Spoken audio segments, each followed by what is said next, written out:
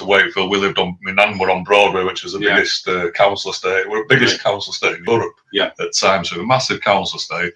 Sykes were like, you see him now and again, he were in and out of jail, but when he were on manor, he were running up and down, running about drunk and all that, you know what I mean? But because he had some respect for my family. Said you told me that he got a good hiding once in a pub off Allen to win. I don't have to say his name or anything. No, a good friend of mine, Colin Beaumont. Colin was well respected.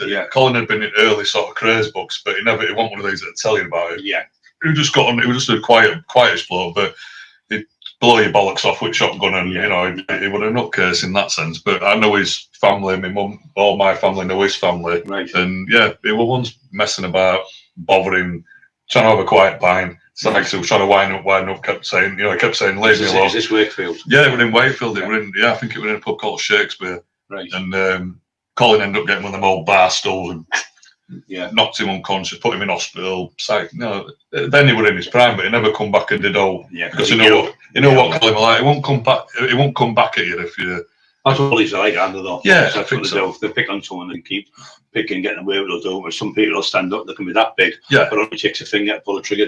So I think this is why when he got more run down when he were older, do you know what I mean? When people said people were bullying him, a lot of it were like kids he'd crack their dad, or he'd crack their uncle or something, and then young uns sort of thought, oh, get him. It's revenge and all. You know what I mean? So so what was the first book you got published then?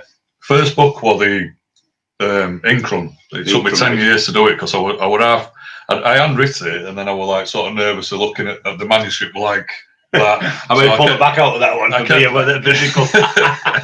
kept putting off doing it, and then I started editing it, and then just as I got typing it, I typed about 154,000 words. I got 50,000 words typed, and then I got diagnosed with cancer, bowel cancer. So I all put everything into a spin. And I think in the next 2 years after that, I only typed about 10,000 words. That's how much it slowed me down, proper slowed me down. So what's happening to these days? What are you up to? What with the cancer? You're telling me you've got cancer again. The cancer's back in me. It's been, so I got it out of my bowel, and then it's been, the trouble's been, it's been in my liver. Spread it in my liver. It's been in twice. I've had 2 major surgeries. I've had half my liver out, then I've had 35% of it out. Keep getting clear for about 2 years, just about steadily building myself back up. I don't mean I'm like doing up Mr. Olympia. I'm on about, you're just learning how to. It's mentally as well. Walking, you crawl. It's like, your baby steps. You're just getting back on your feet at the point to think, right, I feel okay. Don't feel totally like death warmed up. And now it's come back in my liver again. So I start radiotherapy. Like I said, we're just coming out of Christmas.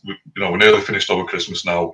So I think it's going to be somewhere end of January that I start. I've got to have this. It's called Sabre, so it's not a targeted thing. So it won't harm me as much as just general technology they've got now. It's brilliant. I mean, you can't fault them for the people like NHS. They've done no but help me really. But you can only do this Sabre once because it's your liver. So I'm going to be ill again. Too toxic to the liver. It's too toxic. So especially when you've got most of it missing. Got one chance. No, your liver generates back. I know that. But it's still, it just can't handle this blast. It can have it once, but you can't have it twice. So if you don't get rid of it, it might be an option of surgery again. But if not, and what about the bare knuckle fighting? You were into that line. I got right into bare knuckle fighting when. What year was that?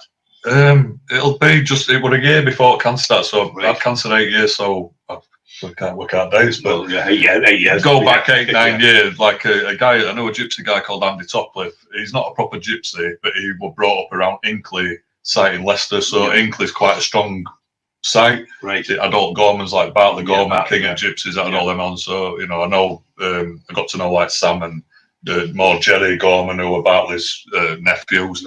Then Andy were like, want to put a show on. He'd been doing something in Woods called Field Rage, where they'd been getting when football bands come in, and they were getting into trouble, all them that wanted to have a scrap. They were like getting me and say like, you bring 4 of your best crew, bring 4 like from Leicester, bring 4 from Birmingham, and they were meeting in Woods and just pegging out some old style ring and having a bit of a do. Like 4 on a 4. And they were filming that, and then he wanted to start the bare knuckle bit. He wanted a show where we could actually do a ticketed show. So he asked me to get 2 more fighters. So I got Dave Radford, who has got massive reputation on bare knuckle scene, but he'd kind of lost his way. There wasn't no there were no shows going on, or there were nothing underground. It had gone out of blue. Right. So I got Dave back involved, and we got a lad called Matt Thorne, who he's not best of fighters, but he's got bollocks as big as him. Yeah, he's like King Kong with his balls. But we all went down. They had a few gypsy fighters from Leicester. Yeah. All those Yorkshire lads won that night. We all got it started. We had a few decent. What type of ring was it? Was it just a match? It was just in the back of a nightclub. It was in an Asian nightclub called F Bar. Right. And it was just like they led through like that snatch. You know, you here for fight? Yeah. Got to next door. You here for fight? Yeah, we're here for fight. Yeah. Yeah, right, get through next down this canal, and then it like was fight club. It was like snatch. It was like we definitely like snatch. It was just where do you want us to fight? Oh, just over there on that bit of wooded dance floor. Right, so everybody's waiting to fight. Then somebody would point and say, "Right, are you ready? Yeah, top off you go." You have to train like for that type of stuff. I was just in gym boxing anyway. I'd always boxed since I was 7. I've always been in boxing. It was just like getting a bit more cardio. Because, like I say, with bare knuckle, then now they've brought it more into like where you're doing rounds, and it's gone more into ring again. But back then there were no. It's a bit safer now, wasn't it? Because you've got the first aid people there and things like that. But we had a bit of that there anyway. But like when was it a plaster? Plaster of wet sponge. Well, we had Dave Bradford. He had his own stitching kit. So when we set off, he went, "If you get cut, I'll stitch up." I bet he loads of people said, "You're all right." Yeah, I said, "You can fucking keep that away from me, mate." But he's like just stitches. It's like Rocky. He just stitches himself up, and you like think that. Oh, they're off the next we just it was good. It were exciting then, Brian. Many friends still talk. Yeah, still got a lot of good all them people. Yeah. Have you ever noticed it's the lads who can really fight give you respect, don't they? Yeah. Like the ones who are the little idiots or the little big men. Yeah, we're all shouting mouths off and they can't fight, and then as soon as you give them a slap, they go to the police. We're all same on Sykes. We built it up to sort of 10,000 people, and majority of people all were like got on really well and made friends, and there's a lot of people have made lifelong friends. Yeah. But you've always got that element of trolls wherever, like I said, we've realised with these books that trolls are still they just won't leave you alone. But back in them days there were loads of I'll fight, loads of people saying I'll fight, and then it was like when you'd ring them up and say, right, can you come? Oh well, I need 6 months to train. I know that myself. And what it is, I've hurt my leg and you were in the rave club last night, dancing all night. It's just rubbish to come out. So everyone wants to fight. This is you get there, they don't turn up. I got criticised for fighting that Matt Thorne up for the show, but we asked numerous people to come and fight me, and they were like, and then they didn't, and we ended up like trying to talk. Matt was just like, we knew he couldn't really fight that well, but we just wouldn't be talked out, and it was like, well, we need some bodies. Yeah. So I didn't want him to be put against this guy who Dave Bradford fought, this Danny Draper, because I know he would have been. I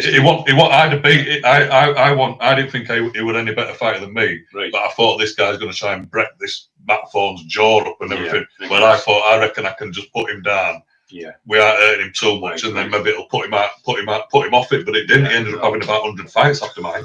So it works like opposite way. Did he win many? Yeah, he's won a couple, but he's lost majority of them. God bless you, mate. Yeah, at least he's got the ball. He's the type of guy you want to. Matt. The thing is, with somebody like Matt, he's the type you want in the trenches. He'd actually fight you, Brian, right? Yeah. We'd have to say to him, "No, it's just stupid," right? But he'd actually say, "No, I'll fight you." Yeah, and he would. He'd have a go at you, but you just go. But yeah, he's no fear of that kid. But good.